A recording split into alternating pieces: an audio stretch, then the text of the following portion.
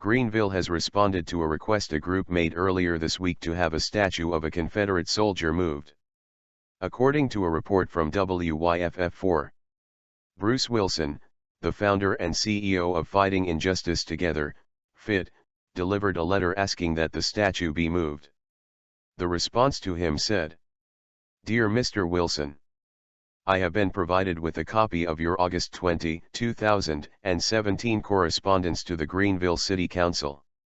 I write in my capacity as the city attorney solely to clarify the facts and law surrounding this important issue for our community. The Confederate statue is located in a public plaza adjacent to the Springwood Cemetery. While not integrated into the cemetery itself, it nevertheless sits on property that is part of the cemetery, the parcels of which have been assembled over the years by various conveyances of property. The city does maintain the plaza as it does all such public places. It is my understanding the statue itself requires no ongoing maintenance. The statue is not privately owned.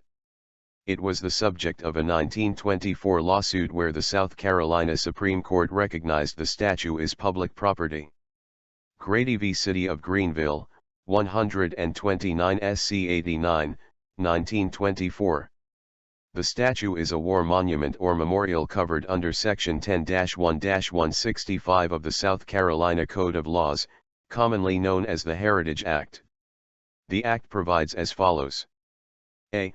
No Revolutionary War, War of 1812, Mexican War, War between the States, Spanish-American War, World War I, World War II, Korean War, Vietnam War, Persian Gulf War, Native American or African American history monuments or memorials erected on public property of the state or any of its political subdivisions may be relocated, removed, disturbed, or altered.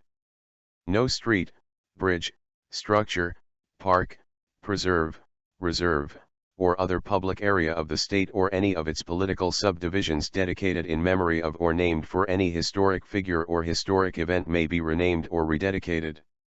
No person may prevent the public body responsible for the monument or memorial from taking proper measures and exercising proper means for the protection, preservation, and care of these monuments, memorials, or nameplates. B. The provisions of this section may only be amended or repealed upon passage of an act which has received a two-thirds vote on the third reading of the bill in each branch of the General Assembly. In light of the act, the statue may not be moved or otherwise relocated.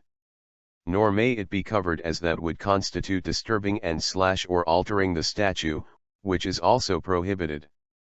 The provisions of the act may not be repealed or amended by a two-thirds vote of the South Carolina General Assembly on third reading. This letter strictly addresses the legal issues raised by the Heritage Act and does not reflect or address any council member's opinion concerning the appropriateness of the monument or its location.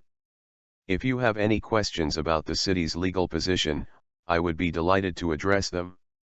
Wilson then wrote a response saying, "We appreciate the timely response from the city of Greenville in response to our request to have the Confederate statue that's on Main St. relocated.